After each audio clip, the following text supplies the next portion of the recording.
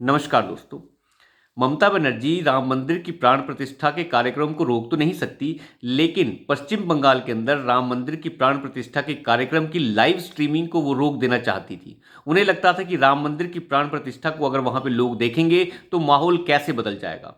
हालांकि 22 जनवरी को उन्होंने ये ऐलान किया है कि वो सर्वधर्म जो है सम्मान के लिए यात्राएं निकालेंगी और सभी धर्मों के कार्यक्रमों में जाएंगी, हर जगह जाएंगी, चर्च जाएंगी, मस्जिद जाएंगी, मंदिर जाएंगी। ये जो पाखंड वो कर रही हैं वो सब ये छुपाने के लिए कि राम मंदिर की प्राण प्रतिष्ठा में वो नहीं जा रही हैं। लेकिन राम मंदिर की प्राण प्रतिष्ठा के कार्यक्रम की लाइव स्ट्रीमिंग करने का कुछ हिंदू संगठनों ने साउथ बंगाल में कार्यक्रम बनाया था, जिसको ममता बनर्जी की सरकार ने रोक दिया था। ये कार्यक्रम बनाया था काली घाट बहुमुखी सेवा समिति की तरफ से, और उन्होंने कहा था कि हम एक पार्क के अंदर ये कार्यक्रम करना चाहते हैं। हालांकि पहले कार्यक्रम कहीं और हो रहा था, उसे बाद में बदला गया। लेकिन ममता बनर्जी ने यह कह दिया कि ऐसे किसी भी लाइव स्ट्रीमिंग कार्यक्रम की इजाजत हम नहीं देंगे। जो कलकत्ता म्युनिसिपल कॉरपोरेशन है, जिसका चीफ यानी अध्यक्ष है फिरद हाकिम, उसकी तरफ से मना कर दिया गया कि ऐसे किसी कार्यक्रम की इजाजत नहीं दी जाएगी। उसके बाद जो है कालीघाट बहुमुखी सेवा समिति जो है वो कलकत्ता हाईकोर्ट पहुंच गई, और वहां पे कलकत्ता हाईकोर्ट की सिंगल जज की बेंच ने ये फैसला आज सुनाया है कि ऐसी किसी भी रोक को हम नहीं मानेंगे, और लाइव स्ट्रीमिंग जो बहुमुखी कालीघाट जो सेवा समिति है वो कर सकती है। और बंगाल की जो सरकार है उसे जो है फटकार लगाई गई है कि आप किस तरीके से जो है ऐसी लाइव स्ट्रीमिंग को रोक देना चाहते हैं। पहले इस लाइव स्ट्रीमिंग को जो है वो एक अलग जगह पर होना था, लेकिन वेन्यू बदला गया क्योंकि बार बार जो है म्युनिसिपल कॉरपोरेशन की वजह से आपत्तियां आ रही थी। बाद में एक पार्क के अंदर जो है इसे करने की इजाजत मिल गई है, वो भी कलकत्ता हाईकोर्ट के दखलंदाजी के बाद। आप अंदाजा लगा के देखिए, प्रभु श्री राम की प्राण प्रतिष्ठा का कार्यक्रम हो और उसे लाइव स्ट्रीम करने से मना किया जा रहा हो, उटपटांग तरीके के जो है बहाने लगाए जा रहे हों। फिरत हाकिम जो वहां पे म्युनिसिपल कॉरपोरेशन का चीफ है वो उटपटांग तरीके के बहाने लगा रहा हो। जब कोर्ट ने यह कहा कि पार्क के अंदर इसे करवा लिया जाता है, तो वहां से ये कहा गया कि नहीं, पार्क के अंदर तो बच्चे खेलते हैं, बच्चों को खेलने में दिक्कत होगी। लेकिन कोर्ट ने किसी बात को नहीं सुना और ये कह दिया कि सुबह 9 बजे से लेकर शाम को 6 बजे तक ये कार्यक्रम वहां पे किए जा सकते हैं और इसकी पूरी इजाज़त है। और पुलिस प्रशासन को भी आदेश दिया गया है कि किसी भी तरीके की कोई ज़रूरत होती है या आपसे मदद मांगी जाती है तो आप वहां पे मदद करेंगे।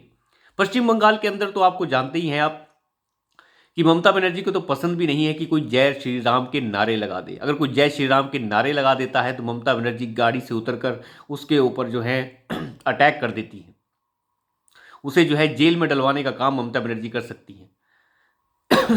फिर कहती हैं कि हम जो है 22 जनवरी को सर्वधर्म सम्मान में जो है यात्राएं निकालेंगे, हर मंदिर, मस्जिद, गुरुद्वारे और पता नहीं कहाँ कहाँ जाएंगी। लेकिन अंदाज़ा लगा के देखिए, राम मंदिर की प्राण प्रतिष्ठा के कार्यक्रम के ऊपर पश्चिम बंगाल के अंदर रोक लग रही है। यह अपने आप में बड़ी अजीब सी बात है कि किस देश में हम रह रहे हैं। फिर कहा जाता है कि भारतीय जनता पार्टी जो है वो धार्मिक पार्टी है, वो एक धर्म की बात कर रही है, वो जो है तुष्टिकरण की राजनीति करती है। लेकिन ये सब पाखंडी जो हैं, ये सुबह से शाम जो है तुष्टिकरण करते हैं। इनके तुष्टिकरण के ऊपर किसी की नज़र नहीं जाती। खैर, नज़र जाए ना जाए उससे कोई फर्क भी नहीं पड़ता। देश की जनता ने यह ठान लिया है कि किसे चुनना है। सुबह से शाम जो है ये धर्म की राजनीति करने वाले लोग जो है भारतीय जनता पार्टी को कहते हैं कि धर्म की राजनीति कर रही है। अखिलेश यादव जो केवल यादव और मुस्लिम के वोट के ऊपर पूरा चुनाव खेलता है, लालू यादव जो है मुस्लिम यादव की बात करता है और कहते हैं भारतीय जनता पार्टी तुष्टिकरण कर रही है। इन बेशर्मों को शर्म ही नहीं है कि किस तरीके की राजनीति वो कर रहे हैं, और फिर राम के प्राण प्रतिष्ठा के कार्यक्रम के ऊपर पश्चिम बंगाल के अंदर रोक लगा देना चाहते हैं। तो ये अपने आप में बड़ी अजीब सी बात है कि कैसे देश में हम रह रहे हैं जहां पे कुछ प्रदेशों का हाल ये हो चुका है।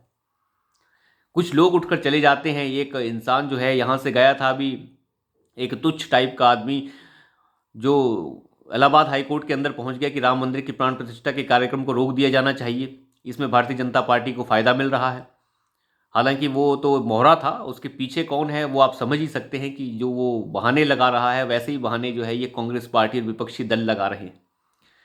प्राण प्रतिष्ठा के कार्यक्रम से प्रधानमंत्री मोदी को फायदा हो ना हो वो एक अलग मुद्दा है। 2019 के अंदर भी फायदा हुआ, 2014 के अंदर भी हुआ। अब राम मंदिर तो इस देश की आस्था का प्रतीक है। अगर उसके लिए किसी पार्टी को फायदा हो रहा है तो दिक्कत क्या है? फायदा बिल्कुल हो जाना चाहिए। लेकिन ममता बनर्जी जो हैं वो अपने आप में जो है एक मिसाल है, जो हिंदू धर्म को वहाँ पे पूजा तक करने नहीं दी जा रही।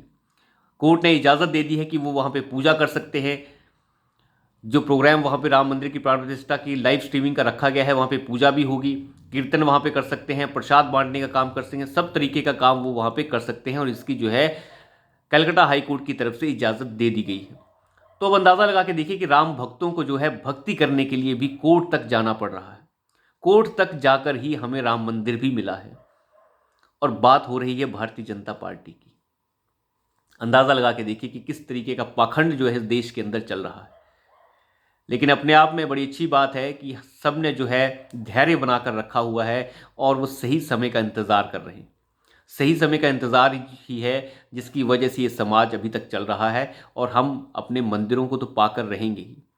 ये हमारी संस्कृति है और इसे हम भुला नहीं सकते। जो लोग कहते हैं ये मंदिर रोज़गार नहीं देते, रोटी नहीं देते, उन्हें शायद ये अंदाज़ा नहीं है कि मंदिर रोज़गार और रोटी देने के लिए नहीं है, वो हमारी आस्था के लिए है। रोज़गार और रोटी हमारे हाथ दिलाएंगे। सरकारें किसी को कुछ नहीं दिलाती।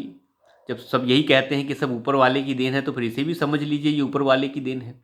ये बिना मतलब की बातें हैं। इस देश की जीडीपी का लगभग 1.3% हिस्सा जो है मंदिरों की जो आय है वहाँ से आता है। किसी और धर्मस्थल की इतनी औकात नहीं है कि वो इतना पैसा इकट्ठा करके सरकार के कोष में डाल सके। ये अपने आप में बहुत बड़ी बात है। मंदिर जो है कोई फ्री ट्रस्ट नहीं होते हैं। सारा का सारा पैसा लगभग जो है सरकार के कोष में चला जाता है। अगर वो पैसा इन मंदिरों के ऊपर खुद लगने लग जाए, वो सारा पैसा मंदिर खुद पे लगा ले, तो इस देश के मंदिरों का कायाकल्प हो जाए। खैर, कायाकल्प तो उनका फिर भी हो ही जाएगा, देर से सही, लेकिन होना तो तय है। तो अभी के लिए इतना ही। धन्यवाद।